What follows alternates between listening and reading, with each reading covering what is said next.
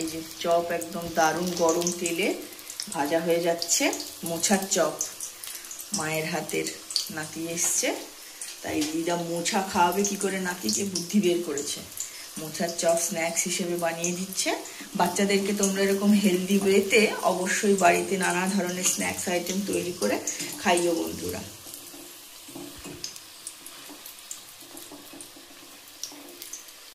ভাজা হচ্ছে নাকি মা? হ্যাঁ, ব্যাচের পর ব্যাচ চলেই যাচ্ছে।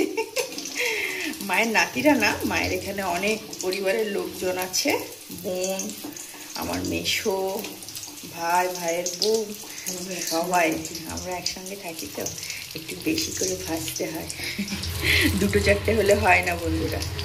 তোমরাও এভাবে কি করে একসঙ্গে পরিবারের সঙ্গে থাকো, আনন্দ করো আমাকে অবশ্যই জানিও। জানলে আমার ভালো লাগবে।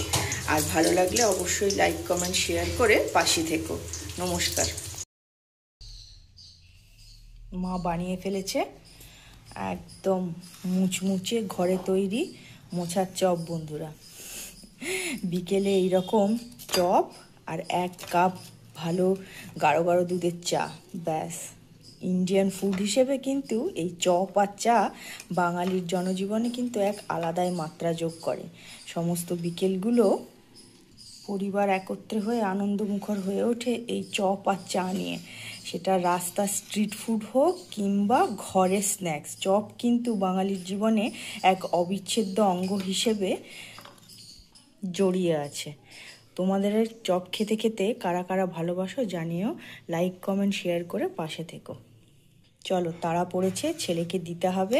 আর একদম ছবি তোলা যাবে না, ভিডিও করা যাবে না বলে দিয়েছে।